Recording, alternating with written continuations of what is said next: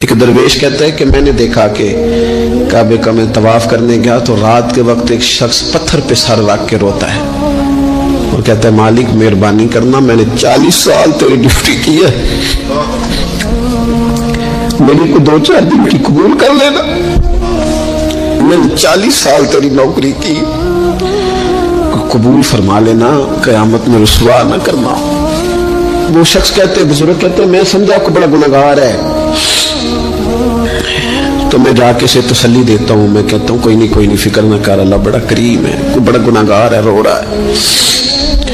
کہتے ہیں جب میں قریب گیا اور میرے قدموں کی آہٹ اس بزرگ کے کانوں تک گئی اور انہوں نے سر اٹھایا تو میں تو تڑپ گیا، یہ تو بغداد کے پیر غوث اعظم جیلانی ہے۔ اب دیکھو نا، راتی ساری کر زاری نیند اکھوں دی توندے تے فجرے وہی گناہگار کہاون سب تو نیویں ہوندے۔ کہا میں نے 40 سال کی ہے تیری ڈیوٹی، تیرے دین کی نوکری کو 2-4 دن کی، چل زیادہ نہیں، تو اسے قبول کر لینا تاکہ بات بن جائے۔ قبولیت کا خوف، قبولیت ہو جائے۔ ہمارے استاد صاحب فرمایا کرتے تھے اور وہ رو پڑتے تھے یہ بات کرتے، فرمایا کرتے تھے میں دنیا کا وہ خوش نصیب آدمی ہوں جس کے استاد دنیا میں اس سے راضی گئے۔ فرماتے تھے میں وہ خوش بخت آدمی ہوں جس کے مرشد دنیا سے جب گئے تو مجھ سے راضی گئے، اور کہنے لگے میں خوش نصیب آدمی ہوں جس کے والد دنیا سے گئے تو دعائیں دیتے گئے، اور میں وہ خوش بخت آدمی ہوں کہ ماں جب جا رہی تھی تو میں اس کے پیروں میں بیٹھا تھا، میں وہ خوش نصیب ہوں۔ فرماتے تھے اماں جب دنیا سے تشریف لے گئی تو مجھ سے راضی تھی، فرماتے مجھے لگتا ہے، مجھے کرم پر امید ہے کہ رب رسول بھی مجھ سے راضی ہو جائیں گے، مجھے لگتا ہے۔ یہ جو قبولیت ہے نا، قبولیت کہ وہ قبول کر لے، وہ قبول کر لے تو پھر تو بڑی بات ہے، لیکن اگر قبولیت نہیں تو پھر تو بھئی بڑے لوگ ہیں، بڑی باتیں ہیں، بڑے اعمال۔ اپنی زندگی میں کوشش کریں کہ ایسے اعمال کیے جائیں، ایسے کاموں کو کیا جائے جن سے نا وہ قبول کر لے، کچھ چیزیں وہ قبول کر لیتا ہے۔ اچھی نیت میں لپیٹ کر عمل کیا جائے تو قبول ہے، اور عمل کر کے نا پھر اس سے ڈرا جائے تو پھر قبول ہے۔ پھر خوف کیا جائے کہ چونکہ بارگاہ بڑی ہے تو پھر قبول ہے۔ کچھ لوگ ایسے ہوتے ہیں جو بڑے بہترین کام والے ہوتے ہیں لیکن ان کی زبان سے ڈر آتا ہے، ان کے جملوں سے خوف آتا ہے، ان سے محبت کا رشتہ ہوتا ہے، تعلق ہوتا ہے، لیکن ان کے ساتھ گزارا نہیں ہوتا، اس لیے کہ وہ نیک بھی ہیں، نمازی بھی ہیں، حاجی بھی ہیں، پرہیزگار بھی ہیں، لیکن زبان سے تیر برساتے ہیں، ان کے جملے نہیں ہوتے، ان کے نشتر ہوتے ہیں جو دلوں کو گھائل کرتے۔ ایسا آدمی اپنی نیکیاں ضائع کر بیٹھتا ہے۔ بڑے بڑے جملے بولنا مسلم شریف میں موجود ہے، نبی اکرم صلی اللہ تعالی علیہ وسلم نے فرمایا ایک شخص نے قسم اٹھا کے کہا تھا اللہ فلانے کو معاف نہیں کرے گا، تو فرماتے رب کریم نے فرمایا یہ کون ہے جو میرے اوپر قسمیں اٹھاتا ہے، اسے جا کے کہہ دو۔ وہ بظاہر جسے گناہگار سمجھ کے تو نے کہا تھا نا اللہ اسے معاف نہیں کرے گا، جا اسے کہہ دو میں نے اسے معاف کر دیا ہے۔ اور یہ جو تو حاجی نمازی نیک پرہیزگار بنا پھرتا تھا اور قسمیں اٹھاتا تھا رب فلانے کو معاف نہیں کرے گا، اسے کہو تیرے سارے عمل برباد کر دیے، نئے سرے سے عمل کرنا شروع کر، تیری ساری پچھلی نیکیاں ضائع کر دی۔ تو کون ہوتا ہے قسمیں اٹھا کے کہنے والا، زبان کو کنٹرول نہ رکھنے والا میرے بندوں کے بارے میں؟ اور ٹھیک ہے آپ داڑھی والے ہیں، ٹھیک ہے آپ پگڑی والے ہیں، ٹھیک ہے آپ مسواک کرتے ہیں، ٹھیک ہے آپ نماز پڑھتے ہیں، لیکن علم پڑھے دا مان نہ کریے مات آکھی میں پڑھیا، او تے جبار کہار کہاوے متے روڑ دیوی دودھ کڑیا۔ آپ نیک ہے تو اس کا مطلب ہے آپ کو جس کو مرضی گناہگاری کا آپ سرٹیفکیٹ جاری کرتے پھریں گے؟ آپ نمازی ہیں تو آپ باہر نکل کے جنت کی ٹکٹیں بانٹیں گے؟ آپ سخی ہیں تو آپ کہتے پھریں گے فلانا دیتا کچھ نہیں، فلانا بانٹتا کچھ نہیں؟ کس نے اختیار دیا؟ اللہ کے بندوں پر جرت کا اختیار کس نے دیا؟ وہ جی فلانا اگر بخشا گیا تو میں بھی بخشا جاؤں گا، یہ بات کرنے کی اجازت کس نے دی؟ فلاں قوم اگر جنت میں چلی گئی تو پھر ہم نہیں روکے جائیں گے؟ اتنی بڑی جرت، اتنی بڑی بات होता है रब की जन्नत के बारे में फैसले करने वाला? एक जात है जो किसी के लिए जन्नत का फैसला करती है और किसी को दोज़ख की सजा सुनाती है, वो मदीने वाले रसूल की जात है। बाकी किसी को ये हक हासिल नहीं है कि वो किसी के बारे में ये फैसला करे कि अल्लाह उसे माफ नहीं करेगा। तू कौन होता है? तेरी हैसियत क्या है? वो पीर हो, वो मौलवी हो, वो मुफ्ती हो, वो कोई भी हो, रब सब पर करम फरमाने वाला है। किसी को इजाजत नहीं किसी के बारे में ये डिग्री जारी करने की, किसी को इजाजत नहीं। लिहाजा ये कमजोर बातें करना, ये कच्ची बातें करना और जनाब नेकी करके तो फिर बड़े बड़े बोल बोलना, किसने इजाजत दी? मैं मिंबर पे बैठा हूं और मुझे सालों बीत गए तबलीग का काम करते।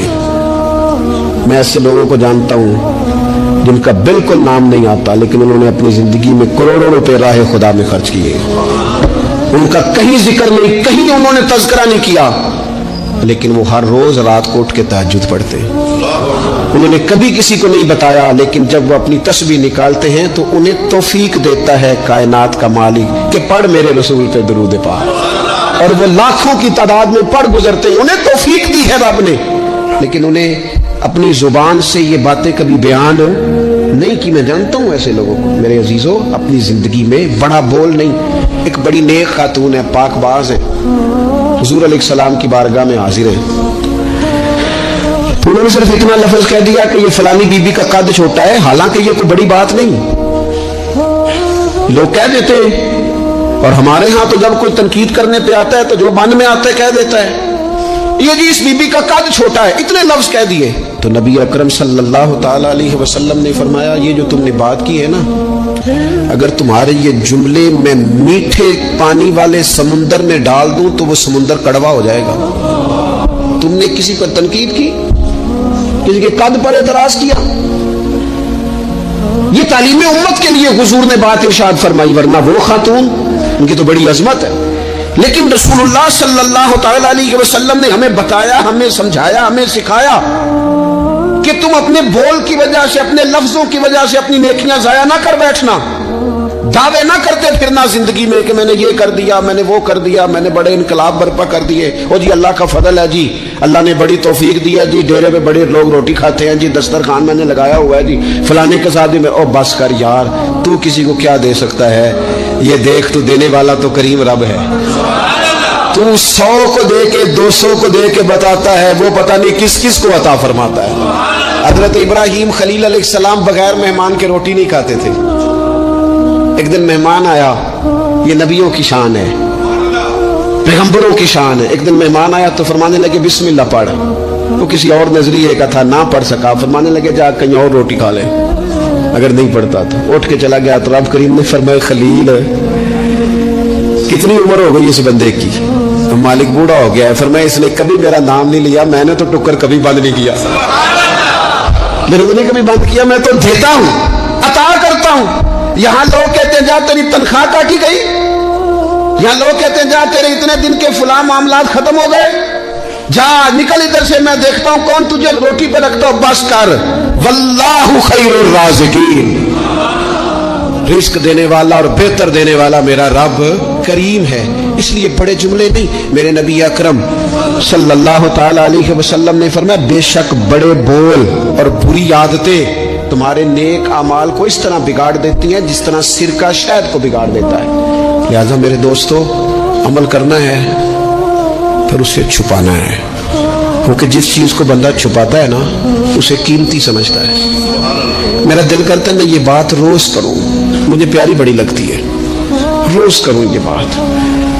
पाक रसूल की पाक औलाद, इज्जत वाले नबी का इज्जत वाला घराना, इमाम ज़ैनुल आबिदीन, इतने इतने मोटे मोटे पुश्त पर निशान थे, मोटे मोटे। गुस्ल दिया जा रहा था तो सारी कमर मोटे मोटे दाग। आजकल पीर का चेहरा भी नूरानी होना बड़ा जरूरी है ना, नूरानी होना। और हजरत बिलाल भी बड़े पीर हैं, अगरचे हबशी नस्ल हैं पर बड़े पीर हैं। लिहाजा ये कुछ चीजें ऐसी हैं जो लोगों ने अपनी मर्जी से तय कर लिया। इसमें शक नहीं कि हुजूर ने फरमाया है कि जिसे देख के रब याद आए वो अल्लाह का वली है। लेकिन सिर्फ गोरे रंग देख के रब याद नहीं आता, रंग सावला भी हो पर रब के अनवार बरस रहे हो तो रब याद आ ही जाता है। और मेरे दोस्त, یہ ذرا بات کو سمجھنا اور اسے یاد رکھنا، اتنے اتنے موٹے پشت پر نشان، غسل دیا جا رہا ہے۔ تو لوگوں نے بیٹے سے پوچھا یہ حضرت صاحب کو کیا ہے؟ تو والد وہاں آرام فرمائے ہیں جہاں غسل دیا جا رہا ہے۔ تو امام باقر رو پڑے، کہنے لگے میرے ابا جی نا اپنی پشت پر تھیلے رکھ کے نا اناج کے، کس کی بات کر رہا ہوں؟ حسین ابن علی کے بیٹے کی، کربلا میں بچنے والے میرے امام کے ایک صاحبزادہ پشت پر بوریاں رکھ کے غریبوں کے گھروں میں پہنچا کے آتے۔ وہ صاحبزادہ صاحب آپ کہاں ہوتے تھے؟ فرماتے میں کہتا تھا میں نہ دے آؤں۔ فرماتے تھے نہیں، اگر تو دے جائے گا اس غریب کا مجھے نام بھی بتانا پڑے گا جس کو میں لنگر دیتا ہوں۔ یہ میرا میرے رب کا راز ہے، میں اس ماڑے بندے کو رسوا کر دوں جس کی صرف بیٹیاں اسے رسوا کر دوں جو بیچارہ۔ فرمایا وہ مجھے بتاتے نہیں تھے، بڑھاپے تک پشت پر بوجھ رکھ کے انہوں نے نبی پاک کی امت کے گھروں تک پہنچایا ہے۔ میرے اسا فرمایا کرتے تھے کسی کی بیٹی کی شادی کرانی ہے پھر خود نہیں شادی پہ جانا۔ حضور کیوں فرمانے لگے بچی کا باپ تو محسن کے پیچھے ہی بھاگتا رہے گا، خود نہ جانا، بس ٹھیک ہے پیچھے پیچھے رہنا، سامنے نہ آنا، پیچھے۔ میرے دوست کبھی بھی کوئی بڑا بول نہیں، اس سے نیکیاں۔ اور پھر ایک اور بات، دل اگر صاف نہ ہو تو بھی مالک نیکیاں قبول نہیں کرتا۔ پاک ہوئے تے پاک ہی ملدا ہی تے بنا پاکوں پاک نہیں ملدا۔ اے سارے وجود دے تون دے نالوں اکو تولا ہے ٹکڑا دل دا۔ یہ جو پاکیزگی ہے نا دل کی، یہ نہ ہو تب بھی نیک اعمال اس کی بارگاہ میں قبول نہیں ہوتے۔ نیک اعمال کی قبولیت کے لیے دل کا صاف ہونا، کشادہ ہونا، کھلا ہونا یہ بھی ضروری ہے۔ دل میں بوجھ ہو، عداوت ہو، حسد ہو، لوگوں کے لیے کینہ بھرا ہوا ہو اور اعمال قبول ہو جائیں نہ۔ اس کریم کے کچھ فیصلے ہیں، وہ اعمال کی قبولیت کے آداب بتاتا ہے۔ وہ کہتا ہے میری مرضی سے کرو گے تو میں قبول کروں گا۔ حدیث پاک آپ کو صحیح مسلم میں ملے گی۔ نبی پاک صلی اللہ تعالی علیہ وسلم فرماتے سوموار اور جمعرات والے دن لوگوں کے اعمال اللہ کی بارگاہ میں پیش کیے جاتے ہیں۔ دو مسلمانوں کے دو بھائیوں کے اعمال رب کی بارگاہ میں پیش کیے جاتے ہیں۔ اعمال ہیں، نیک اعمال ہے، نیکی ہے، نماز ہے، روزہ ہے، حج ہے، زکوٰۃ ہے، صدقات ہے۔ وہ نیک اعمال اللہ کی بارگاہ میں جمعرات اور پیر کو پیش کیے جاتے ہیں۔ رب کریم فرماتے ٹھہر جو ذرا ان کے اعمال کو روک دو۔ یا اللہ کیوں؟ فرمائے اس لیے کہ ان کے آپس میں نا دلوں میں نفرت ہے، گھٹن ہے، عداوت ہے۔ ان کو ذرا مہلت دو، یہ پہلے صلح کر لیں پھر ان کے اعمال بھی قبول کر لیں گے۔ کہ نہ عداوتیں پالی ہوئی ہیں، اپنے دلوں کے اندر گھٹن پیدا کی ہوئی، اختلاف کہاں نہیں ہوتا لیکن نفرتیں پیدا کر لینا۔ کیا جرم کیا بھائی نے؟ کون سا کفر کر بیٹھے ہیں رشتہ دار؟ کون سی ایسی بات نکل گئی ہے جو زندگی کے ناطے توڑ کے بیٹھ گئے ہم؟ رب کہتا ہے نہیں قبول ہوں گے ابھی اس کے اعمال، روک دو جب تک یہ آپس میں صلح نہ کر لے۔ مسجد میں بھی پابندی سے آؤ، فجر کی جماعت بھی نہیں چھوٹنی چاہیے، جمعے والے دن بھی وقت پہ آؤ، لیکن اگر قبولیت کرانی ہے تو 20 منٹ نکال کے نا اس رشتہ دار کے گھر بھی چلے جاؤ جس سے ناراضگی چل رہی ہے، تھوڑا سا نا ادھر بھی ایک چکر لگاؤ، اس لیے کہ وہ کہتا ہے قبول ہی تب کرنا ہے، پہلے یہ والا کام کر۔ لیکن اندر عداوت سے بھرا ہوا ہو، سینہ بھوک سے بھرا ہوا ہو تو پھر اس کی روشنی میں جو اعمال کیے جائیں وہ قبول نہیں ہوتے۔ قرآن مجید فرقان حمید نے ایک اور وجہ بھی بیان کی ہے، فرمایا نہیں قبول کریں گے۔ امام شافعی سے ایک بندے نے کہا میرا دل کرتا ہے میں کچھ لوگوں پر خرچ کروں پر مجھے مستحق بندہ نہیں ملتا، تو امام صاحب ہنس پڑے، کہنے لگا جی آپ ہنسے کیوں؟ فرمانے لگے تو جو کچھ اللہ نے تجھے دیا ہے تو اس کا مستحق تھا، تو حقدار تھا؟ جب رب نے تجھے بغیر حساب دیا ہے تو اللہ کے بندوں کو ٹٹولتا پھرتا ہے؟ تو کہتا میں نے پتہ کروں یہ حقدار ہے کہ نہیں، اور تو اس کے رستے میں بے حساب دے، رب بھی تجھے بے حساب ہی عطا فرمائے گا۔ تو ڈھونڈتا ٹٹولتا پھرتا ہے۔ قرآن مجید نے کہا بڑے بڑے صدقے دینے والوں، خیرات کرنے والوں، اللہ کے رستے میں خرچ کرنے والوں، ایک بات کا خیال رکھنا، تم نے دیا بندے کو ہے پر دیا ہے اللہ کی راہ میں، اللہ کی رضا کے لیے۔ یا ایھا الذین آمنوا لا تبطلوا صدقاتکم بالمن والاذی، اے ایمان والو اپنے صدقے ضائع نہ کر لینا۔ اور یہ قرآن مجید کے لفظ ہیں، کس طرح؟ بالمن والاذی، فرمایا احسان جتلا کر اور تکلیف دے کر اپنے صدقات ضائع نہ کر لینا، اپنی زکوٰۃ ضائع نہ کر لینا، اپنے فطرانے ضائع نہ کر لینا. بالمن والعذا، یہ جو دو جملے ہیں قرآن مجید کے، یہ اس عنوان پر حرف آخر ہے. جب بندہ کسی کو احسان جتلا دیتا ہے تو تکلیف خود بخود ہو جاتی ہے. بالمن والعذا، تم نہ احسان جتلا کر والعذا اور تکلیف دے کر اپنے صدقات کو ضائع نہ کر لینا، احسان نہ جتلانا. تمہارے صدر الشریعہ بدر طریقہ مولانا امجد علی صاحب اعظمی رحمۃ اللہ نے لکھا ہے، اگر تمہارے بھائی علیحدہ ہے اور وہ کمزور ہو گیا، اسے زکوٰۃ لگتی ہے. بہن غریب نہیں ہے، ماڑی ہے، اسے زکوٰۃ لگتی ہے.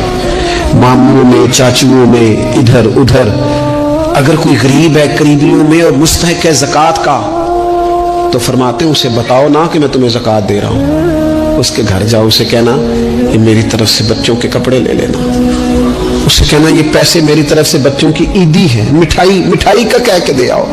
اسے بتانا نہ، کیوں کہ اسے تکلیف ہوگی. احسان جتلا کر تکلیف نہ دو، ماڑا تو پہلے بڑی تکلیف ہے.